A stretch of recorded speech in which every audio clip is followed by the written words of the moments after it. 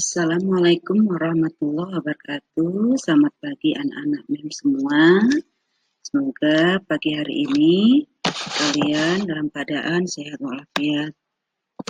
Baiklah anak-anak, pada pagi hari ini kita akan mulai pembelajaran kita materi IPA kelas 9.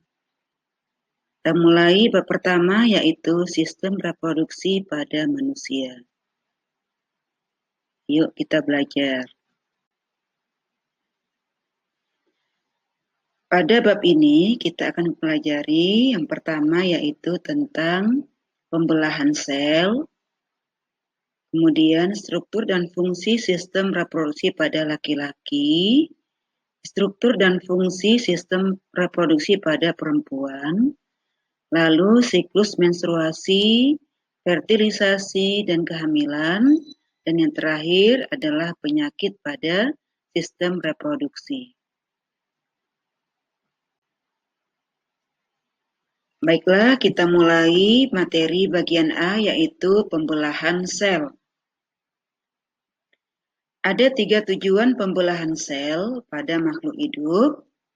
Yang pertama adalah untuk pertumbuhan.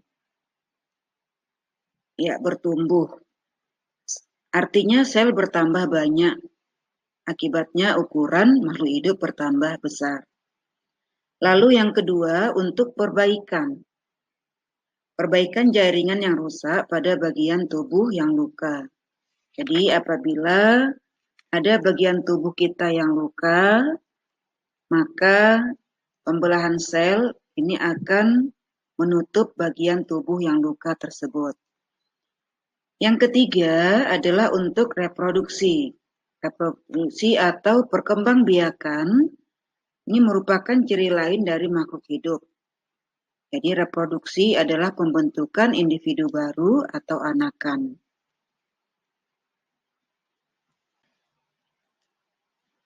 Ya, selanjutnya pembelahan sel itu ada 2 macam. Yang pertama, pembelahan secara mitosis, dan yang kedua, pembelahan secara meiosis. Kita lihat satu persatu anak-anak ya. Yang pertama, pembelahan secara mitosis.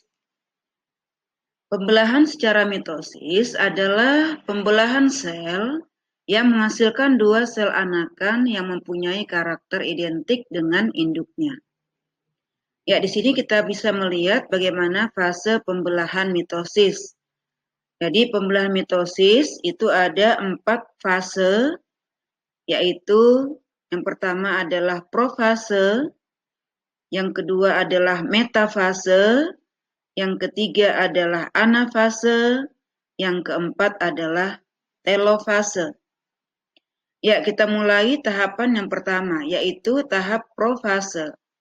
Pada tahap profase, ini akan terlihat kromosom sudah mengganda kemudian memadat, lalu membran inti mulai rusak menjadi bagian-bagian kecil atau fragmen.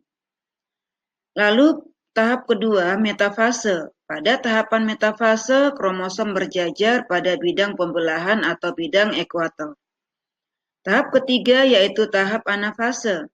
Pada tahap ini, kromosom bergerak menuju kutub yang berlawanan. Lalu pada akhir anafase kedua, kutub sel memiliki kromosom yang jumlahnya sama. Tahap keempat yaitu telofase. Pada tahap ini, membran inti mulai kembali bergabung, kemudian terbentuk 2 sel anakan yang bersifat diploid atau yang disimbolkan dengan 2N. Itulah pembelahan sel secara mitosis. Selanjutnya yang kedua, pembelahan sel secara meiosis.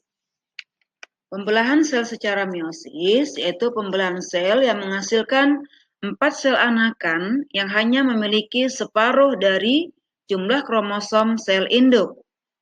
Pada pembelahan meiosis itu ada 2 tahapan, ada meiosis 1 dan meiosis 2.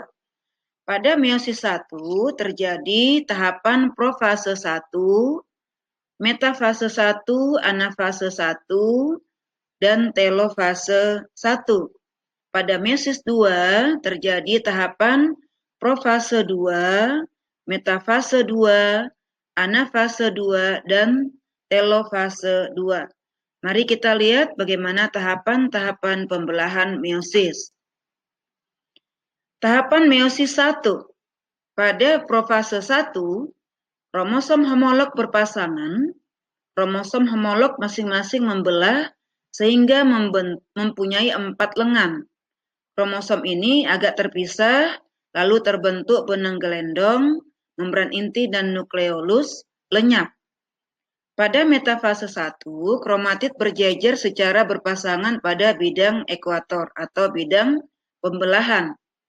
Pada anafase 1, masing-masing kromosom homolog bergerak ke kutub yang berlawanan. Telofase 1, membran sel mulai terbentuk sehingga sitoplasma telah terbelah menjadi 2 atau sitokinesis, membentuk 2 sel anakan yang bersifat haploid atau yang disimbolkan dengan N. Lalu tahapan meiosis kedua. Pada profase kedua, membran inti dan nukleolus lenyap. Sentriol mulai bergerak ke kutub yang berlawanan, sentromer terkait pada benang-benang gelendong. Pada tahap metafase 2, kromatid berjejer di bidang ekuator atau bidang pembelahan. Tahap anafase kedua, sentromer melakukan pembelahan, kromatid memisah dan masing-masing bergerak ke arah kutub yang berlawanan. Pada tahap telofase kedua, membran inti dan nukleus mulai terbentuk kembali. Kromatid sudah berubah menjadi kromatin. Sitokinesis terjadi di tahap ini sehingga terbentuk 4 sel anakan yang bersifat haploid. Itulah penjelasan tentang pembelahan sel secara meiosis. Selanjutnya, dari penjelasan yang lalu, maka dapat kita menyimpulkan ada beberapa perbedaan pembelahan mitosis dan meiosis. Yang pertama, pada pembelahan mitosis itu terdiri dari tahap profase, metafase, anafase, dan telofase. Sedangkan pada pembelahan meiosis terdiri dari 2 tingkat, yaitu meiosis 1 dan meiosis kedua. Yang perbedaan kedua, pembelahan mitosis terjadi pada sel somatik, sementara pembelahan meiosis terjadi pada organ kelamin. Perbedaan yang ketiga, pembelahan mitosis menghasilkan 2 sel anakan, sementara pembelahan meiosis menghasilkan 4 sel anakan. Perbedaan yang keempat, jumlah kromosom sel anakan sama dengan sel induk untuk pembelahan mitosis, sementara untuk pembelahan meiosis, jumlah kromosom sel anakan setengah dari sel induk. Inilah 4 perbedaan pembelahan mitosis dan meiosis. Oke anak-anak, materi kita pada pertemuan 1 sampai sekian. Terima kasih, sampai jumpa di pertemuan berikutnya. Selamat belajar. Assalamualaikum warahmatullahi wabarakatuh. Selamat pagi dan selamat belajar dan semangat belajar.